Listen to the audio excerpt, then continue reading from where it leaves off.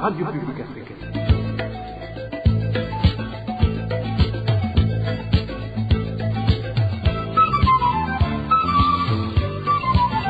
Radio Publique Africaine.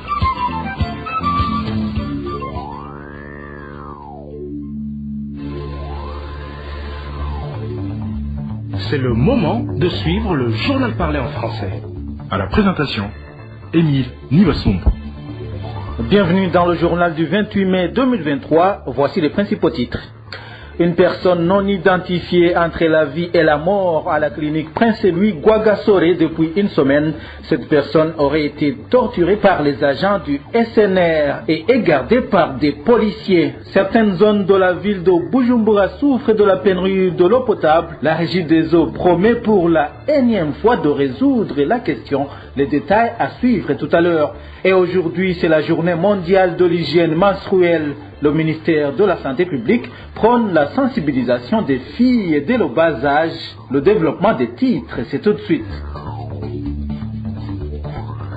Depuis environ une semaine, une personne dont l'état de santé est critique est alitée à la clinique Prince Louis Gwagasore. Elle aurait été torturée par les agents du service national de renseignement. Cette personne, dont l'identité nous reste jusqu'ici inconnue, a été amenée à cet hôpital depuis lundi de la semaine en cours et elle se trouve dans une chambre de service d'urgence. Selon notre source à cet hôpital, cette personne ne recevrait pas de soins comme il faut. Sa chambre est gardée par 2 policiers en tenue civile et à la sortie de l'hôpital, il y a 2 policiers en uniforme. Ces policiers surveillent tout mouvement à l'intérieur de la chambre et ne voudraient pas que ce patient parle même aux soignants. La rédaction de la RPA a contacté Sikte Vigny Nimurawa, président de la Commission nationale indépendante des droits de l'homme. Il a dit qu'il n'était pas au courant, mais qu'il allait chercher plus d'informations sur la situation de cette personne dont la vie est en danger. La vie d'Imbonerakure de Musaga est également en danger. Il a failli être tué par des gens non encore identifiés hier soir. Selon nos sources, dans cette zone de la mairie de Bujumbura, ce jeune du parti CNDD-FDD serait pour le moment entre la vie et la mort. Marie-Ange et la cause. La victime se prénomme Kevin. Quant au crime, il a eu lieu à la 3e avenue de la zone Musaga. Selon des sources qui ont vu la victime agonisant en pleine rue, elle était très mal, en point et saignait beaucoup. Les mêmes sources font savoir que Kevin aurait reçu un coup violent à la tête de la part des gens non encore identifiés qui l'ont attaqué alors qu'il rentrait chez lui. Nos sources font savoir que l'audit Imbonerakure n'est pas du tout en bon terme avec son voisinage et n'est pas du tout apprécié dans cette zone pour plusieurs raisons. En effet, non seulement il est connu pour être un voleur de renom, mais il a également été instrumentalisé pour coffrer les jeunes de cette zone avec qui il a manifesté en 2015 contre le 3e mandat de feu le président Pierre Nkurunziza. Pour le remercier de sa collaboration, pour suivre nos sources, il a été relâché il y a à peu près 3 ans, mais a continué sa collaboration avec les agents de la documentation et de la police, et une collaboration qui consiste à identifier tous les opposants au parti CNDD-FDD. Ces derniers, révèlent nos sources, sont souvent appréhendés par la police en compagnie du même Kevin, puis mis dans différents cachots pour commerce et détention de drogue dont le chanvre sans aucune preuve tangible. Et à tout ce monde devrait débourser un certain montant pour être relâché.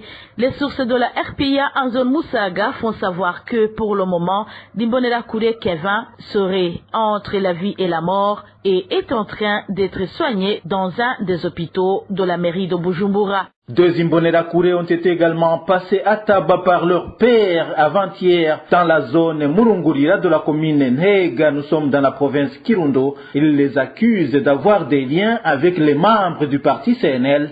Les habitants de Murungurira s'inquiètent de l'intolérance politique qui prend de l'ampleur et dénoncent des réunions nocturnes des militants du CNDD-FDD. Les détails avec Josiane Mouzaneza. La peur qui a envahi la population de la zone Murungulira située en commune Nega est le résultat de l'intolérance politique qui se manifeste dans cette zone ces derniers jours. Certains habitants de cette zone, plus précisément ceux de la colline Sassou, indiquent que les réunions nocturnes tenues par les Imbonilakure visent les CNL en grande partie et certains membres du parti CNDD et FDD. Notre source témoigne. Des troubles peuvent éclater sur notre colline. La cause est que des réunions sont organisées la nuit par le responsable du CNDD-FDD dans la zone Murungulira du nom de Mugumyanyiko Jean-Marie. Ces réunions nocturnes organisées à l'intention des Imbonerakure visent à faire du mal aux membres du CNL et certains membres du CNDD-FDD qui ne s'investissent plus pleinement pour le parti. Selon notre source en commune Nega, certains membres du parti au pouvoir ont même été malmenés par leur père qui les accusait de collaborer avec les membres du parti CNL. Ce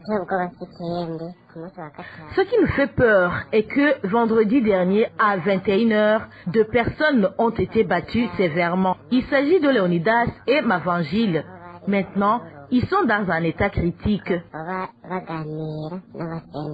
Pour le moment, les habitants de la commune Nega demandent aux autorités administratives et policières d'y effectuer une descente pour tenter de trouver ensemble une solution avant que l'irréparable ne se commette. À ce propos, nous avons essayé de joindre Jean-Marie Mugumyanyiko, responsable du parti CNDD-FDD en zone Murungulira, ainsi que Pierre Claver Banzabugabo, administrateur de la commune Nega, sans succès. Dans un instant, nous parlons société.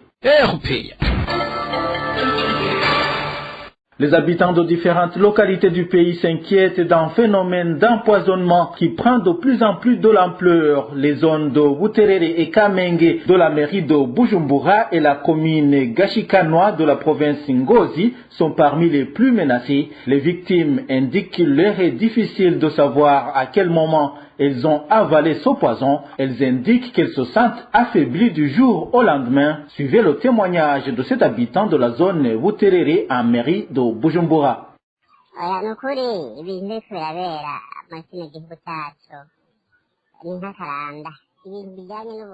Des choses qui se passent dans notre pays dépassent l'entendement. On dirait une épidémie, tellement ça se répand comme une traînée de poudre. Ça nous fait vraiment très peur. Moi, dernièrement, j'ai été empoisonné. Je suis allé à l'hôpital, mais ils n'ont rien diagnostiqué alors que je sentais que tous mes boyaux étaient en feu et j'étais très affaibli. Le médecin m'a alors conseillé d'aller voir si je n'avais pas été empoisonné et ce fut le cas.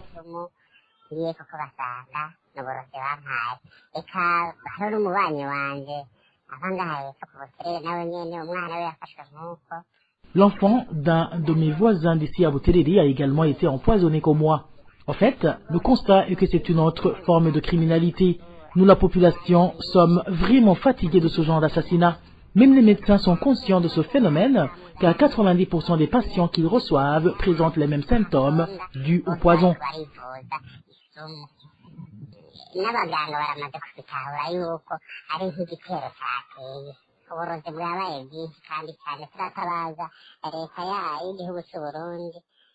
Le gouvernement devrait prendre en main cette question. Les enfants vont à l'école et rentrent agonisants. Même quand ils sortent s'amuser avec leurs amis, ils rentrent malades et on ne sait pas d'où ça vient. Mais on dirait qu'il y a quelqu'un qui a la mission de tuer des gens.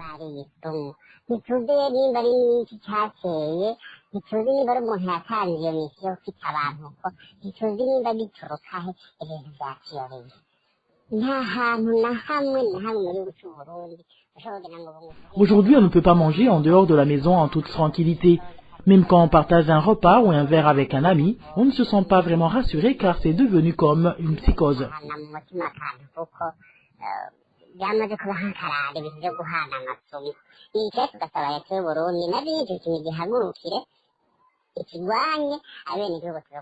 Si possible, qu'ils votent une loi afin que quiconque attrapé en flagrant délit soit puni exemplairement, parce que ce genre de personnes ne diffèrent en rien des autres criminels.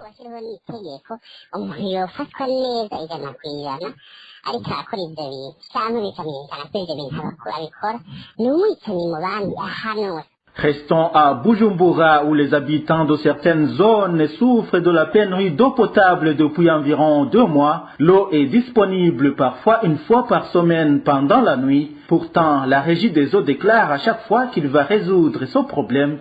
Emmanuel Niungeko.